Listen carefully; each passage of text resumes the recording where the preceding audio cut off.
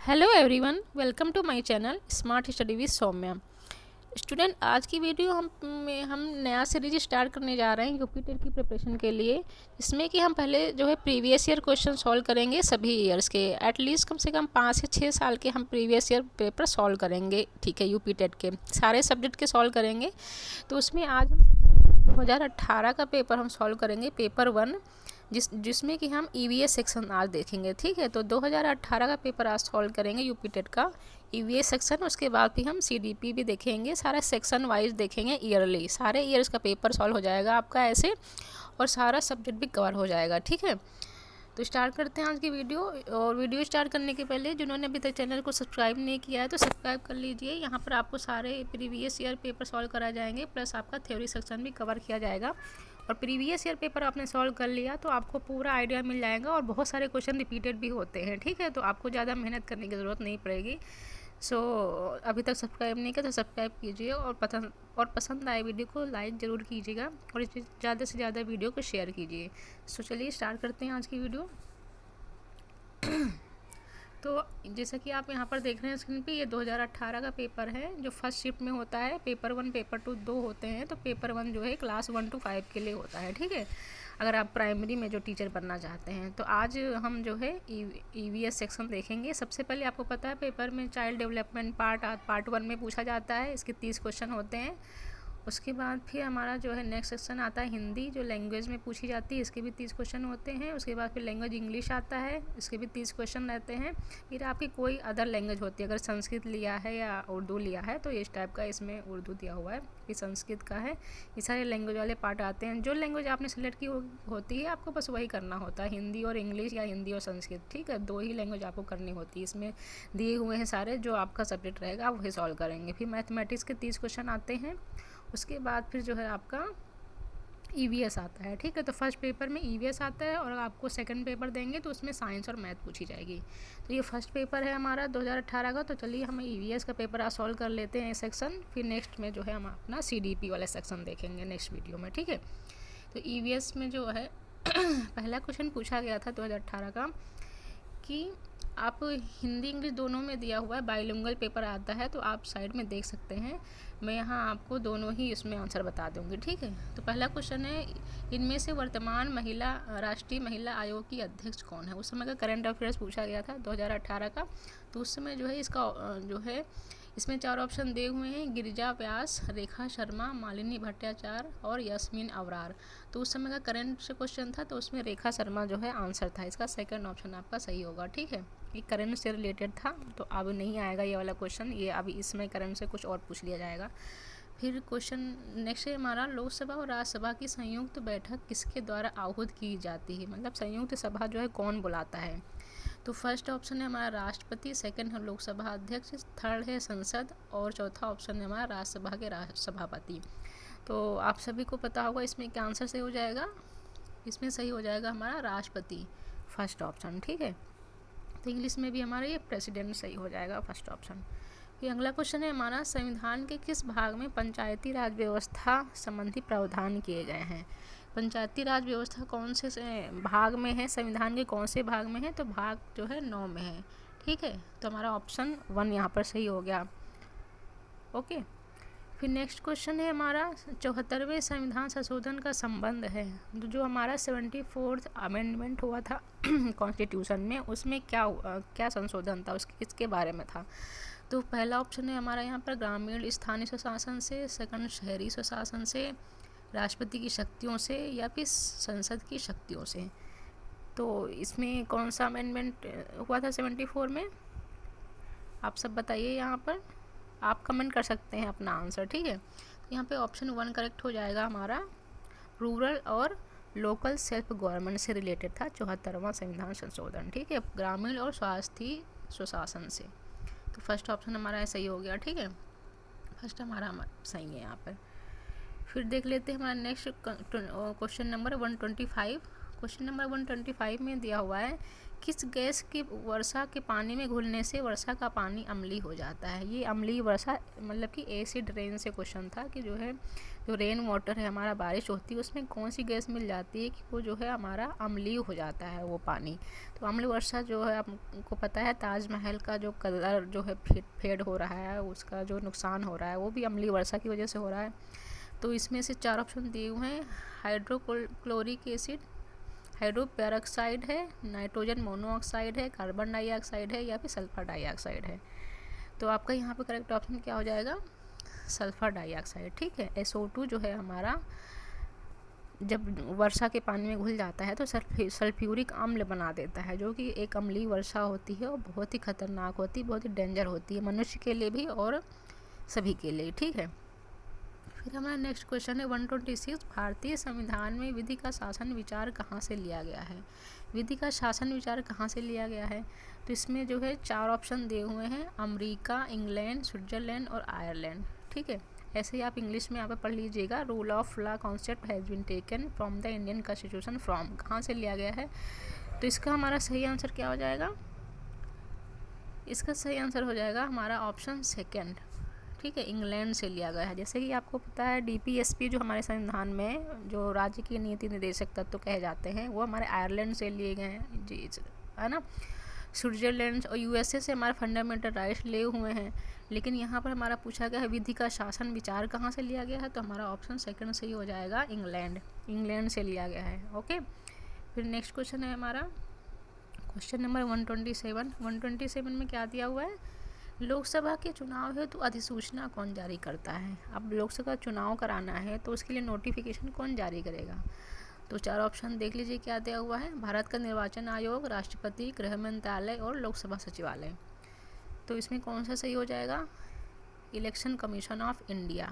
ठीक है, जो हमारा भारत का निर्वाचन आयोग होता है वही तो जारी करेगा चुनाव वगैरह जो भी होते हैं, वो भी केंद्र का होता है। लोकसभा का चुनाव तो केंद्र का माना जाता है ना, जिसमें हमारे प्राइम मिनिस्टर चुने जाते हैं। तो इसका जो है फर्स्ट ऑप्शन सही हो गया। ओके, नेक्स्ट क्वेश्चन है हमारा क्वेश्चन नंबर 128, लोकसभा की कार्यवाही के प्रथम घंटे को क्या कहा जाता है? The first hour of business of the Lok Sabha is known as. तो इसमें 4 ऑप्शन दिए हुए हैं, दिया हुआ सार्वजनिक काल, विशेषाधिकार काल, शून्य काल, प्रश्नकाल। इसमें से क्या सही हो जाएगा? Public hour, privilege hour, zero hour या फिर क्वेश्चन आर। तो इसका करेक्ट ऑप्शन आपका क्या हो जाएगा? करेक्ट ऑप्शन आपका हो जाएगा ऑप्शन 3, शून्य काल कहते हैं, मतलब कि 0 आवर। ठीक है, जब स्टार्ट होता है हमारा लोकसभा का कार्यवाही तो उसमें फर्स्ट 1 आवर जो होता है उसे शून्य काल कहते हैं, जो कि 0 आवर इंग्लिश में कहते हैं। ठीक है, आप जो है हिंदी इंग्लिश दोनों में देख लीजिएगा, आपको कंफर्टेबल रहेगा, क्योंकि पेपर तो बाईलिंगुअल आता है तो कोई प्रॉब्लम नहीं है। और गाइस अगर वीडियो आपको हेल्पफुल लग रही है और आपको पसंद आ रही है तो प्लीज़ लाइक ज़रूर कीजिए, और अभी तक सब्सक्राइब नहीं किया तो सब्सक्राइब भी जल्दी से कर लीजिए। ठीक है, आगे आपको सभी पेपर और सभी अच्छे से तैयारी, सारे टॉपिक थ्योरी भी कवर की जाएगी, आपको सारी तैयारी कराई जाएगी। BTET और सुपर टेट की आपके साथ साथ हो रही है, यही सब पूछा जाता है सुपर टेट में भी। ठीक है, नेक्स्ट क्वेश्चन है हमारा क्वेश्चन नंबर 129। क्वेश्चन नंबर 129 में क्या दिया हुआ है?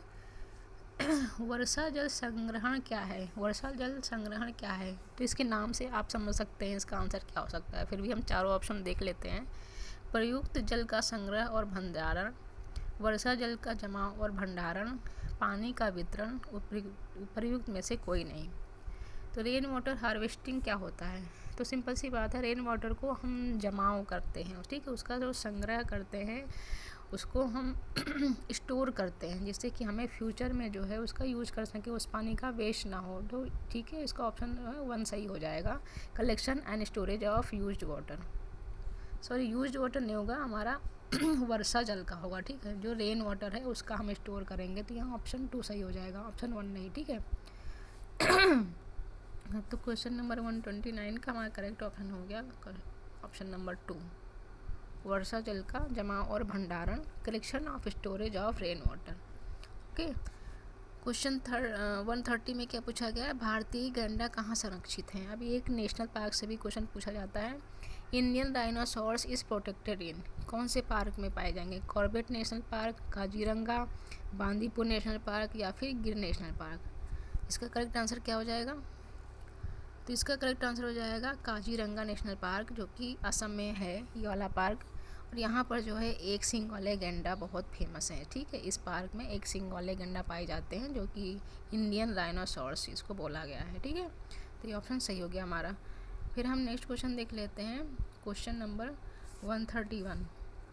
131 में पूछा गया है कि निम्न में से कौन सा क्रम पारिस्थितिक तंत्र में ऊर्जा प्रवाह के संबंध में सही है।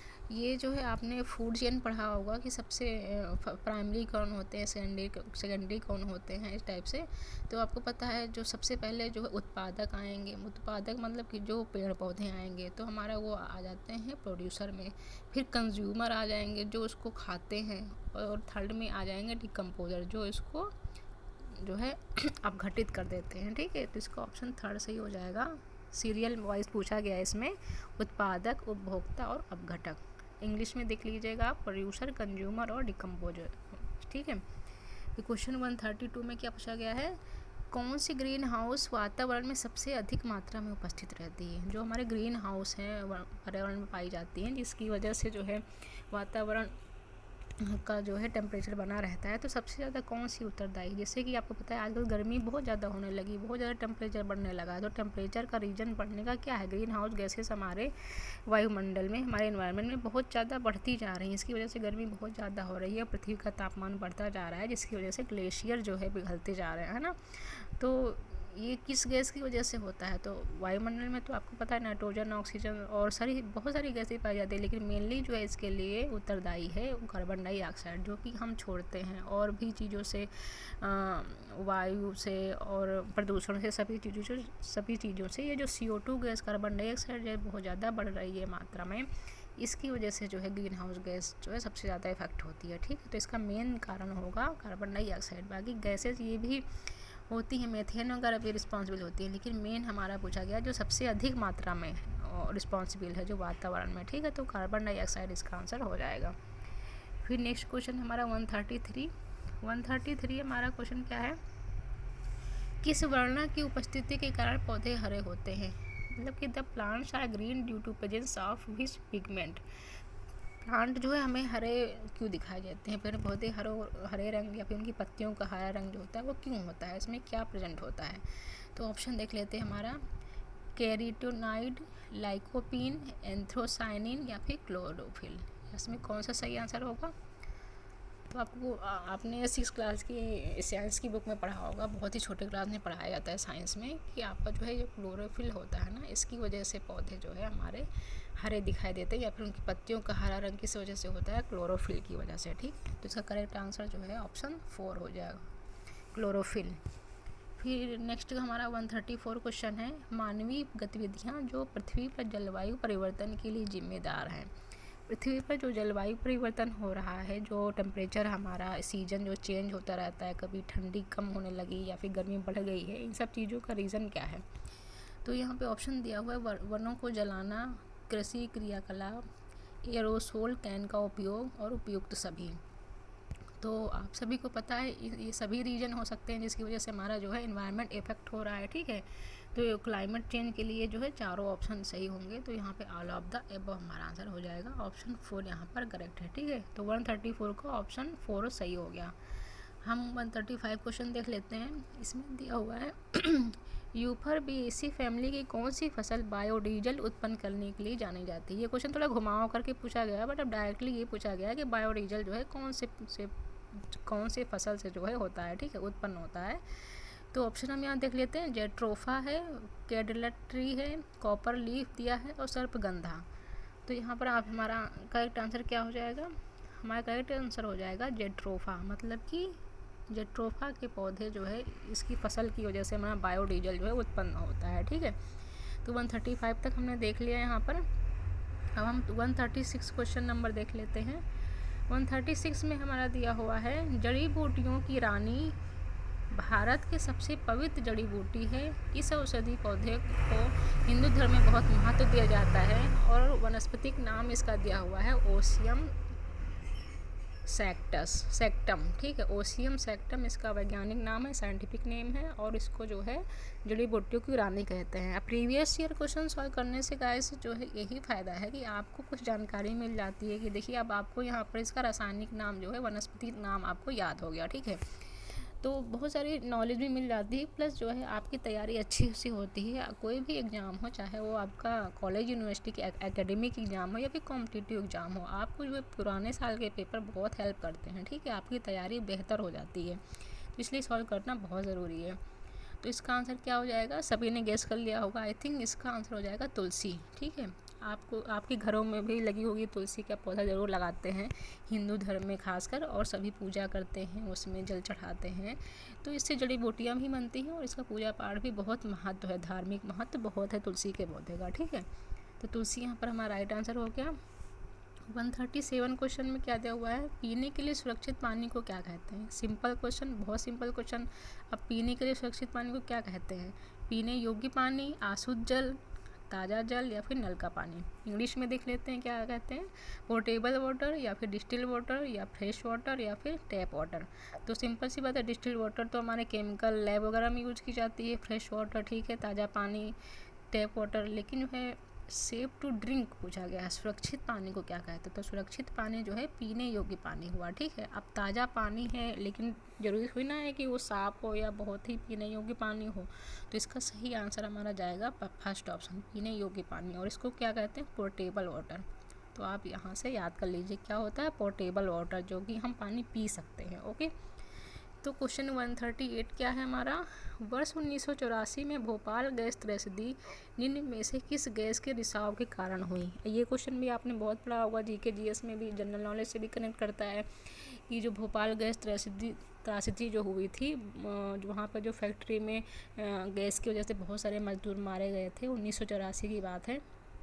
तो यहाँ पे कौन सी गैस रिसाव हुई थी, तो ऑप्शन में यहाँ पे दिया हुआ 4 option, methyl isocyanate, nitrous oxide, methane या फिर कार्बन मोनोऑक्साइड। तो इसमें कौन सा आंसर सही होगा, तो यहाँ पे हमारा करेक्ट ऑप्शन हो जाएगा ऑप्शन 1, मिथाइल आइसोसाइनेट। ठीक है, मिथाइल आइसोसाइनेट जो है, इसे MIC भी शॉर्ट फॉर्म में कहते हैं, इस गैस के रिसाव की वजह से भोपाल में जो है बहुत बड़ा हादसा हुआ था और बहुत जो है मजदूरों की मृत्यु हो गई थी। ठीक है, नेक्स्ट देख लेते हैं हमारा 139, हमारा क्वेश्चन नंबर 139 में क्या दिया हुआ है, विश्व पर्यावरण दिवस कब मनाया जाता है। बहुत ही सिंपल क्वेश्चन, और ये तो जनरल नॉलेज से भी अटैच क्वेश्चन है, हर साल मनाया जाता है, सभी को पता होगा। फिर भी हम ऑप्शन देख लेते हैं क्या क्या दिया हुआ है, 2 दिसंबर, 16 सितंबर, 5 जून या फिर 11 जुलाई को। तो कब मनाया जाता है हमारा पर्यावरण दिवस, इन्वायरमेंट डे कब होता है, तो हमारा होता है 5 जून।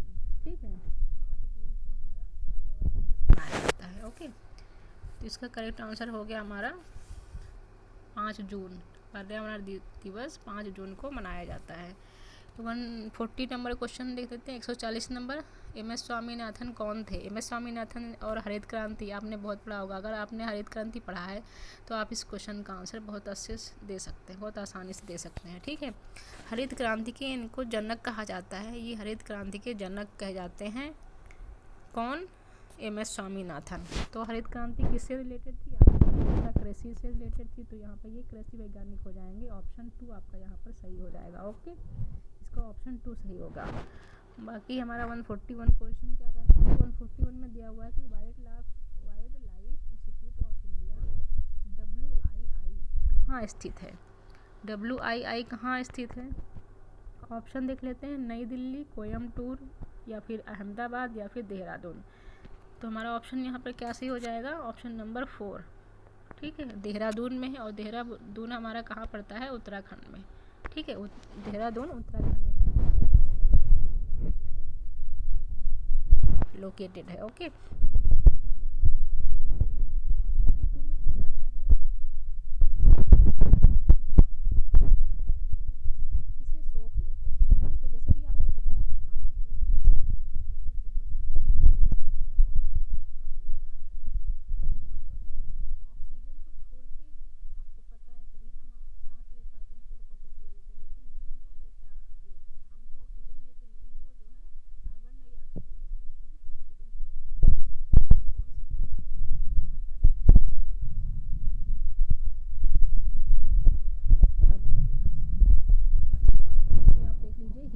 नाइट्रोजन और ऑक्सीजन दिया हुआ है, लेकिन ऑक्सीजन नहीं होगा। आप कंफ्यूज मत होइएगा, बहुत बच्चे यहाँ पर ऑक्सीजन लगा देंगे, या फिर क्वेश्चन अगर आपने ध्यान से नहीं पढ़ा तो आपसे गलती हो जाएगी, ठीक है।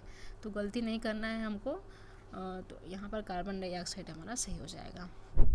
नेक्स्ट हमारा 143 क्वेश्चन क्या कह रहा है, अपशिष्ट उत्पादों को खाने वाले जीवों को कहा जाता है। इंग्लिश में पढ़ लेते हैं, क्या है, the organism which feed on the waste product are called. तो वेस्ट प्रोडक्ट को जो है कौन से जीव जंतु खा लेते हैं, उन्हें क्या कहते हैं।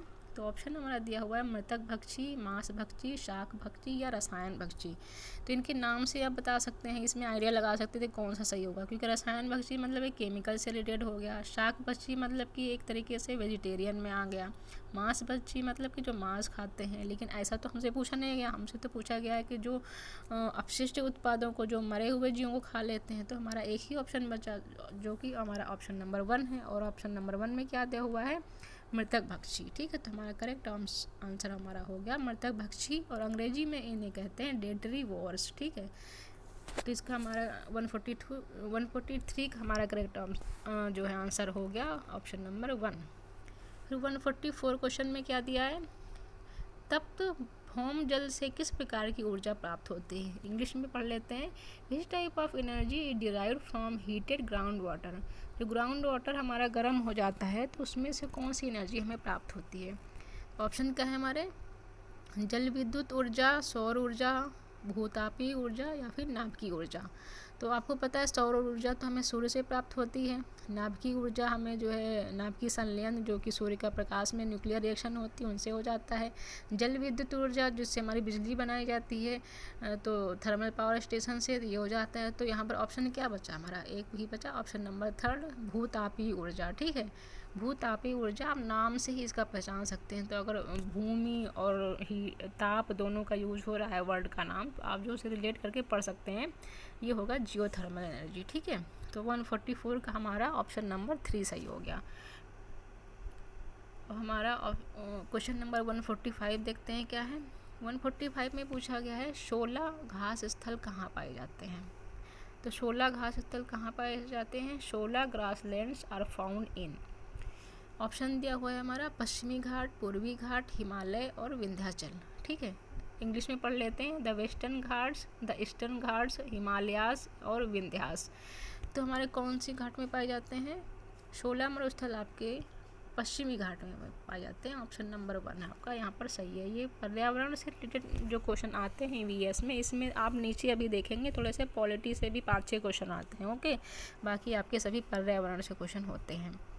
फिर नेक्स्ट क्वेश्चन है हमारा 146, भारत में पेलिकन पक्षी कहाँ प्रजनन करते हैं। और ये पक्षी जो है दूसरे देशों से हमारे देश में गर्मियों में आते हैं, ठीक है, जैसे साइबेरियन पक्षी वगैरह होते हैं। तो इन इंडिया पेलिकन्स ब्रीड इन, तो ये प्रजनन कहाँ करते हैं, अपने अंडे कहाँ देते हैं। तो ऑप्शन है हमारा नेलापट्टू, कुंथनकुलम, कोकारे बेलूर। तो ये 3 ऑप्शन से हमारा क्या सही हो जाएगा, ऑप्शन हमारा हो जाएगा 4 सही होगा, क्योंकि ये तीनों जगह ये प्रजनन करते हैं। तो हमारा ऑल ऑफ अबव जो है हमारा आंसर यहाँ पर सही हो गया, ठीक है। नेक्स्ट क्वेश्चन है हमारा 147 में दिया हुआ है कि मिनीमाता रोग ऐसी मछली खाने से होता है जिसमें अधिक मात्रा में पाया जाता है।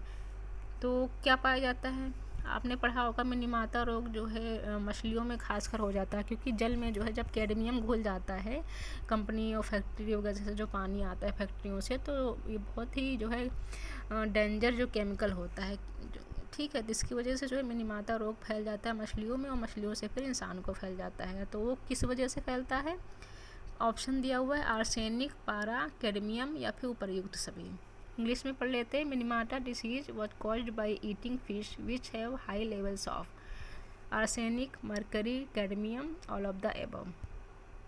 तो मिनीमाता रोग आपने पढ़ा होगा, साइंस में ही पढ़ा होगा, हमारा कैडमियम की वजह से, ठीक है। कैडमियम रोग जो है, कैडमियम जो है एलिमेंट जो है जल में घुलनशील हो जाता है, जल में घुल जाता है, जिससे मछलियाँ जो है मर जाती हैं, जहर का काम करता है, ठीक है। तो मिनीमाता रोग हो जाता है, इंसान अगर उसको उस मछली को खाता है तो उसे मिनीमाता डिसीज़ हो जाता है, ओके। क्वेश्चन 48 है हमारा 148 हमारा क्वेश्चन है, ओजोन परत का अधिकतम ह्रास इनमें में से किस स्थान पर हुआ है। Maximum ozone depletion has been observed in which of the following. कौन सी ध्रुव पर या फिर कौन सी जगह जो है हमारा ओजोन लेयर सबसे ज़्यादा डिप्लीट हो रहा है, मतलब सबसे ज़्यादा उसका क्षय हो रहा है। ठीक है, तो जैसे कि आपको पता है ओजोन लेयर बहुत ही इंपॉर्टेंट है हमारे इन्वायरमेंट के लिए, जिसकी वजह से ये जो है हमें हानिकारक तरंगों से हमें बचाता है, और यूवी रेज वगैरह जो होती हैं, अल्ट्रावायलेट रेज जो उनसे वो जो पृथ्वी पर आती हैं तो हमें मनुष्य को बहुत खतरा होता है, उससे कैंसर रोग वगैरह हो जाते हैं। तो उससे बचाव के लिए हमारा पर्यावरण में ओजोन परत पाई जाती है। ठीक है, बट इसका जो है अब क्षय हो रहा है। तो कहाँ पर सबसे ज़्यादा हुआ है, तो ऑप्शन में दिया हुआ है उत्तरी ध्रुव, दक्षिणी ध्रुव, भूमध्य रेखा या फिर उपयुक्त में से कोई नहीं। इंग्लिश में दिया हुआ है the north pole, south pole या फिर इक्वेटर या फिर नन ऑफ द अबव। तो कहाँ पर सबसे ज़्यादा हुआ है इसका क्षय, क्या होगा ऑप्शन यहाँ पर सही, क्या हो सकता है?